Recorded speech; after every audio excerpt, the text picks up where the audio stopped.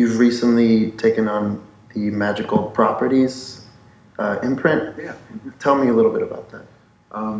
I believe nowadays, especially with the fact that the internet gives us everything, people expect everything for free, and it's very, very easy for an upcoming artist to put out something on SoundCloud and have it resonate a bit. But as those of you in the room might attest to, it's very hard to make the transition from SoundCloudness to a label.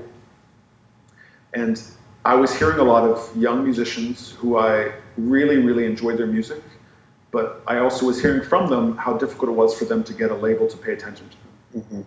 Without like those weird mercurial things of hype, like there's like an energy to it. You can see it in a room. I went on tour recently with this guy, Ryan Hemsworth. Dude, he is such a talented kid. He deserves all the success he's getting.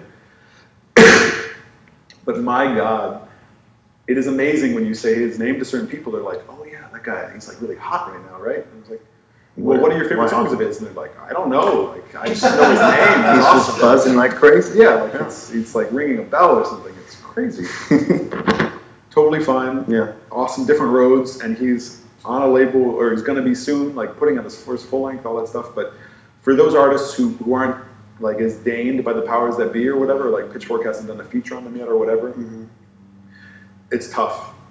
There's a catch-22. If you're not releasing already in label and getting that press push, you're not going to be able to get a label. And the whole point of Magic Properties, at least initially, was to focus on these young musicians, give them that release, try to kind of push them in press directions or to think about their music in that way, and to make it so they can move on to those places. And it's been an interesting adventure so far. You know, the musical landscape is changing on a pretty vigorous basis. There's a lot of movement happening in ways that physical formats are becoming less and less appreciable. It's been that way forever. Not forever, but for the last couple of years, it's been like that. And it's just part of this thing. I still think it's worth having people hold their own music and understand what that means, have proper mastering done on a release, not just your own internal plugins, like the ones inside your body, affecting the music, but actually see what an outside set of ears can do to your sound. Because you really see things through completion. Yeah, exactly. So the label, who are you currently supporting on the label?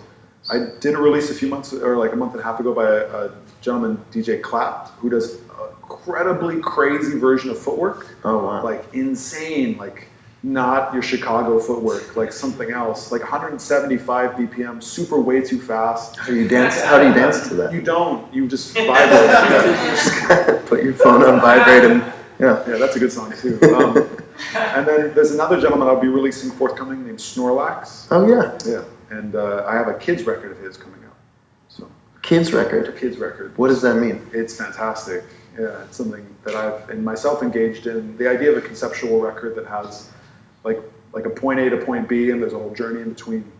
Oh, sweet. And so he's doing that, and that's going to be a little different nature because he's already getting some attention. He's going to be doing some releases, but this gives him a chance to do like kind of full promise of his potential, being able to do thematic. He has hundreds of tracks, but to have him focus on just making a release that is thematically through composed, I think every artist should feel that feeling.